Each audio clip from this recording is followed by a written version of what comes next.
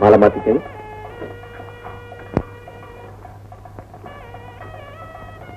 பிள்ளை, உங்க மருமகளை ஆசீர்வாதம் பண்ணுங்க. தீர்க்க சுமங்கலி பவாவே. இது எங்க அப்பாவுக்கு ரொம்ப நாளா ஒரு எண்ணம், தான் கையிலேந்து ஒரு நயா பைசா செலவில்லாம எங்க அண்ணாவுக்கு கல்யாணம் செஞ்சு வச்சோன்னு. அவர் எண்ணப்படியே நம்ம ஜமீன்தார் செலவிலேயே எல்லாமே நடந்து போச்சு. இந்த நல்ல முகூர்த்தத்துல என்னுடைய இரண்டாவது மகள் மீனாவை எஜமான் தியாகராஜ பிள்ளை அவர்களுக்கு திருமணம் செய்து கொடுப்பதாக பெரியவர்களால் நிச்சயதார்த்த ஓலை எழுதப்பட்டிருக்கிறது. அதை நான் சமர்ப்பிக்கிறேன். மேனேஜர், ஜமீன்தார் அவர்கள் சார்பில் அவர்கள் குடும்ப நண்பரும் பெரியவருமான சீமான் ஆட்கொண்டான் பிள்ளை அவர்கள் இந்த நிச்சயதார்த்தத்தை அங்கீகரித்துக் கொள்வார்கள். பிள்ளைவாள்,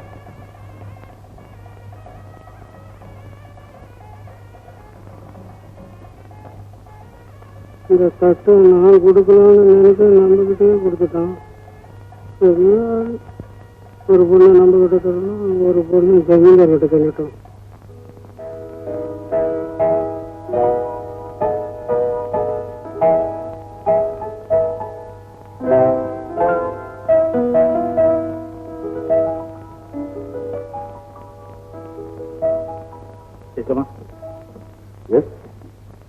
ரொம்ப நன்றி. இனி நானும் மீனாவும் புறப்படுறோம். நல்லா இருக்கு. சின்ன எஜமான் காலத்துல இன்னைக்குதான் இந்த வீட்டுல மேல சத்தமே கேட்டுது. வீட்டுக்கு வந்த லட்சுமி உடனே போகக்கூடாதுங்க. அதோட ஜமீன்தார கல்யாணம் பண்ணிக்க போற பொண்ணு ஜமீன்ல உள்ளவங்க கிட்ட எப்படி பேசணும், எப்படி பழகணுங்கிறது தெரிஞ்சுக்க வேண்டாம். அது மட்டும் இல்லம்மா, இனிமே ஜமீன் விவகாரங்கள் எல்லாம் அந்த பொண்ணுதானே கவனிச்சுக்கணும். இல்ல சேகர்? ரொம்ப மகிழ்ச்சி எஜமான். மேனேஜர், அவங்க தங்கறதுக்கு வேண்டிய எல்லா ஏற்பாடுகளும் செய்திருக்கேன்.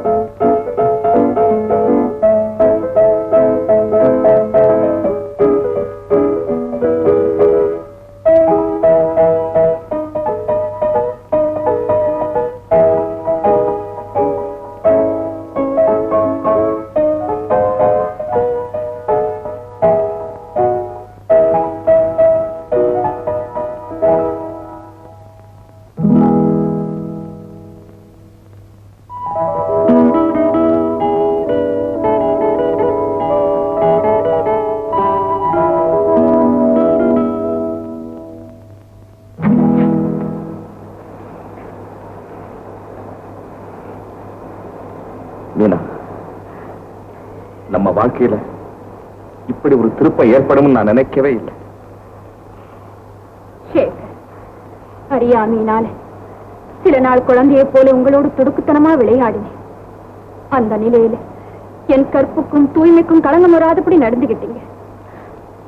அந்த பண்பான செயலுக்கு என் நன்றி. தியாகு தன் உயிருக்கு மேலா உன்னை நேசிக்கிறான்.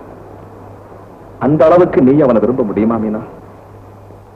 சேகர், நிச்சயித்த ஒருவரை காதலிக்க முயல்வதுதான் நம் நாட்டு முறை. நான் அவருக்கு ஏற்ற மனைவியா இருப்பேன். ஆனா ஒரே ஒரு விஷயம்தான் என் மனசை உறுத்துது. என்ன மீனா? வெள்ளை உள்ளம் படிச்ச அவரிடம் நான் தான் வானம்பாடி எனக்கு முன்பே சேகரை தெரியும்னு சொல்லாம மறைக்கிறது துரோகம் இல்லையா? இல்ல மீனா, சொல்லக்கூடாது.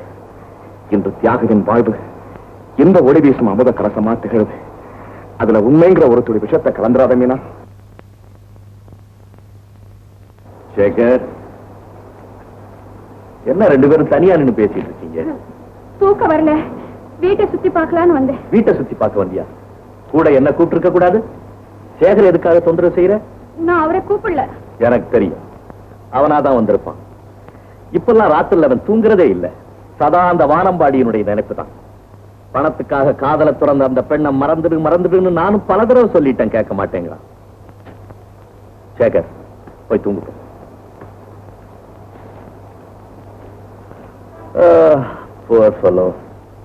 மீனா, நீதான் இனிமே சேகருக்கு ஆறுதல் சொல்லணும். வானம்பாடி மாதிரி ஒரு பொண்ணு எனக்கு மட்டும் துரோகம் செஞ்சிருந்தா அவளையும் அவளை கல்யாணம் செய்துக்க போறவனையும் கொலையே செய்திருப்பேன். கொலையா? நீங்களா?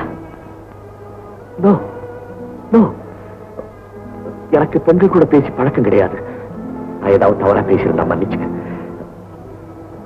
மீனா, உனக்கு கார் ஓட்ட தெரியுமில்ல? தெரியாது. மிஸ்டர் தியாகராஜன் ஆக போற, நிச்சயம் கார் ஓட்ட தெரிஞ்சுக்க வேண்டாம். சரி, நாளையில இருந்து நான் உனக்கு கார் ஓட்ட கத்து கொடுக்கிறேன். ஓகே?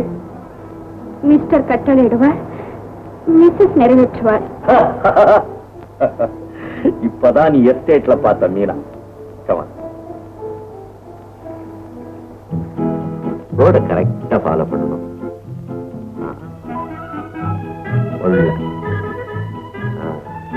சரி,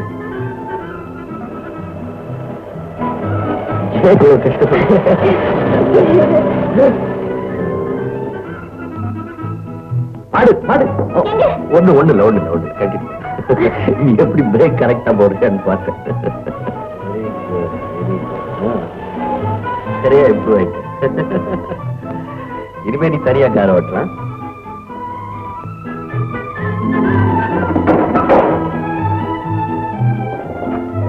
சேகர், வீணா ரொம்ப சீக்கிரம் கார் ஓட்ட கத்துக்கிட்டா. நாளையில இருந்து அவளே தனியா ஓட்ட போறான். குட். கணக்கு பிள்ளை மகளுக்கு தனியா கார் ஓட்டணுமா?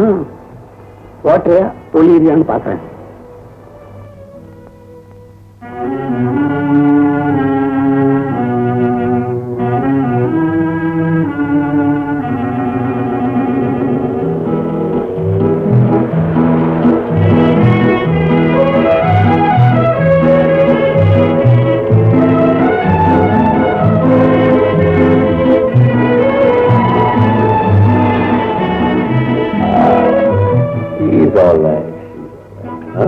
தனியா வண்டி எடுத்து போலாம் போல இருக்க.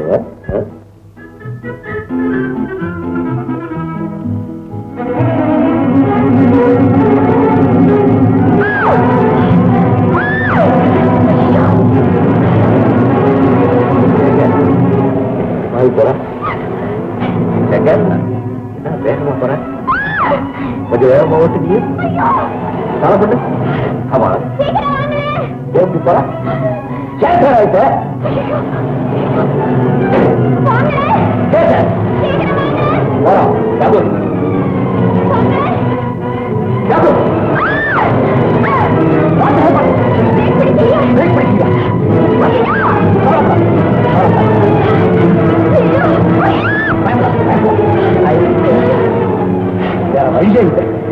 மீனா, நான் சொல்றபடி கேட்கறியா? பயப்படக்கூடாது. கதவை திறந்து ரெடியா வச்சுக்க. நான் ஜம்ப்னு சொல்றேன், கீழே குதிச்சு.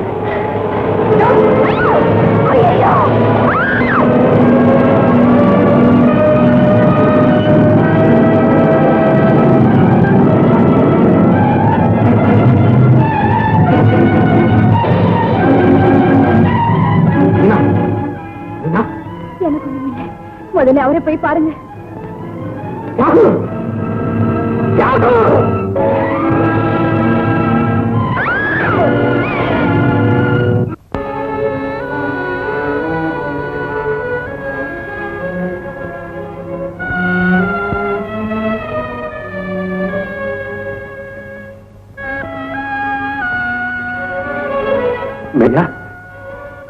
எஜமானுக்கு எப்படி இருக்குதுங்க? இப்ப ஒண்ணும் சொல்றதுக்கு இல்ல, கொஞ்சம் பொறுமையா இருங்க. என்னம்மா இது?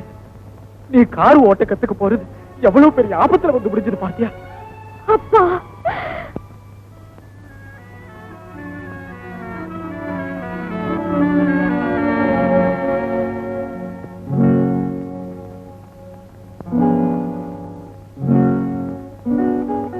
டாக்டர் எப்படி இருக்கு டாக்டர்? இப்ப டெஃபினட்டா ஒண்ணும் சொல்ல முடியாது.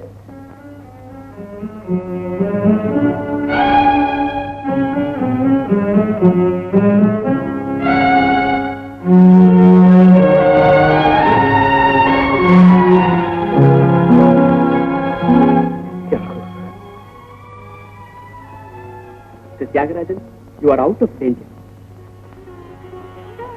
மீனா, அவர் குறைச்சிட்டாரு. இனிமே அவருக்கு ஆபத்தே இல்லை. அக்னி, ஐயோ, முதலாளி போயிட்டார். முருகா,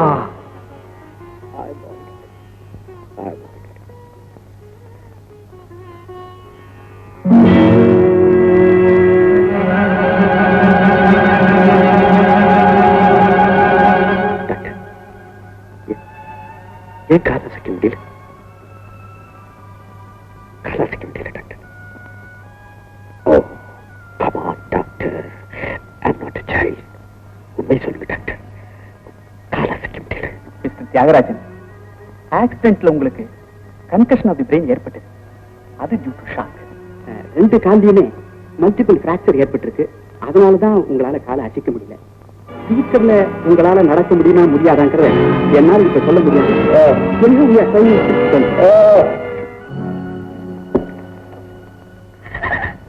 டாக்டர்,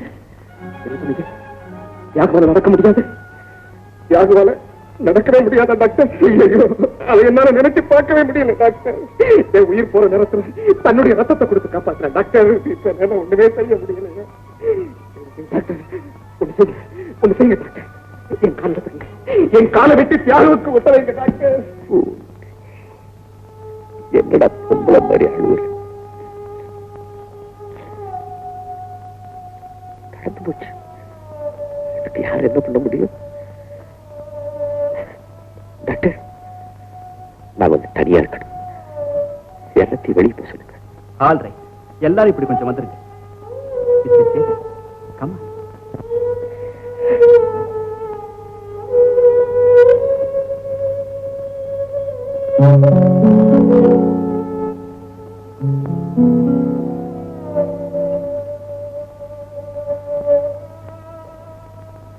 பிள்ளை, இங்க வாங்க. என்ன ஆயிடுச்சுமா? நடந்தது என்னமோ நடந்து போச்சு.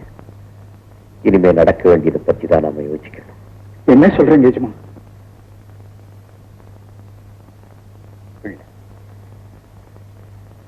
மீனாவனுடைய வருங்கால வாழ்க்கை நல்லபடியா அமையணும். என்னதான் ஒரு கோடீஸ்வரனுக்கு வாழ்க்கைப்பட்டாலும் நாளைக்கு எல்லாரும் அவளை பார்த்து ஒரு நொண்டியினுடைய மனைவின்னு தானே சொல்லுவாங்க.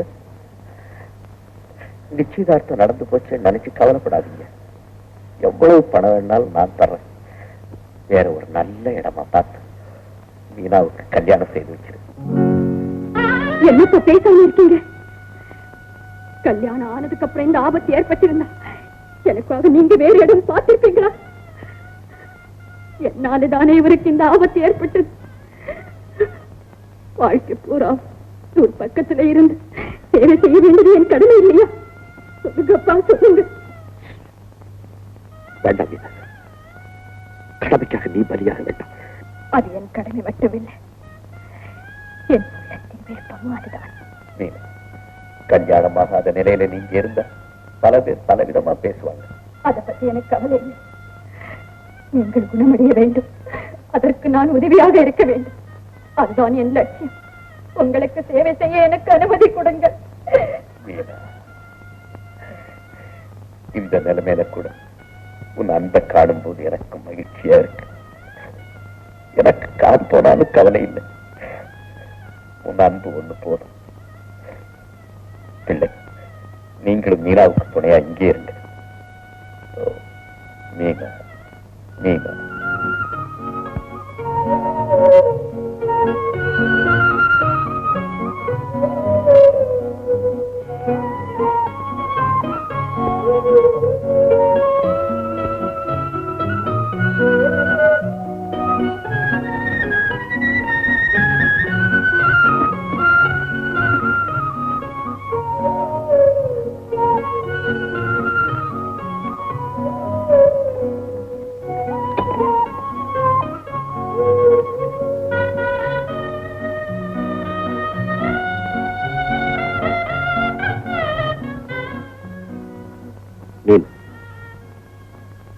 என்னால் உனக்கு எவ்வளவு கஷ்டம். மானாகவும் மயிலாகவும் ஆடி திரிந்த உன்னை இந்த மாளிகையில் சிறை வைத்து விட்டேன். உன் உதட்டில் இருந்த புன்னகை எங்கோ விரட்டி விட்டேன். உதட்டிலே தோன்றும் புன்னகை சாதாரண மகிழ்ச்சியில் ஏற்படும். ஆனால் அன்போடு சேவை செய்யும் போது ஏற்படும் மகிழ்ச்சி உள்ளத்தோடு நின்றுவிடும், உதடு வரையில் வராது.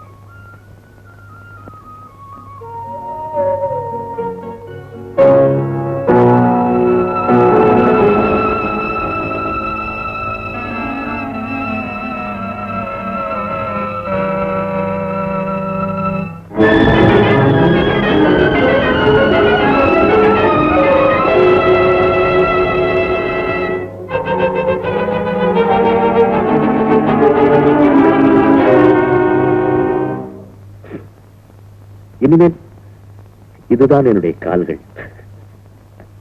கவலைப்படாதீங்க, சீக்கிரம் குணமாயிடும்.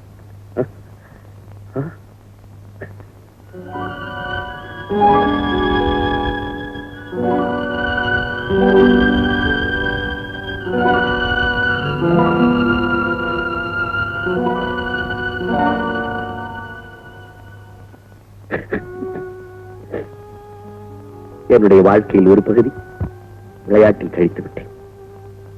இன்னொரு பாதி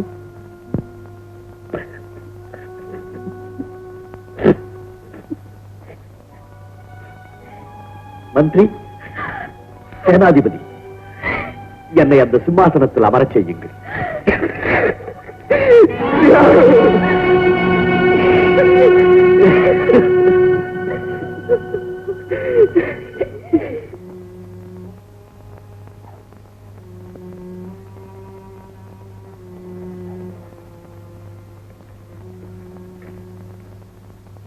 சார்,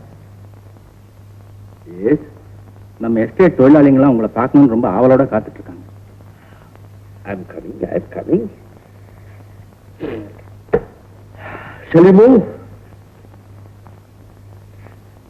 பரவாயில்லைங்க.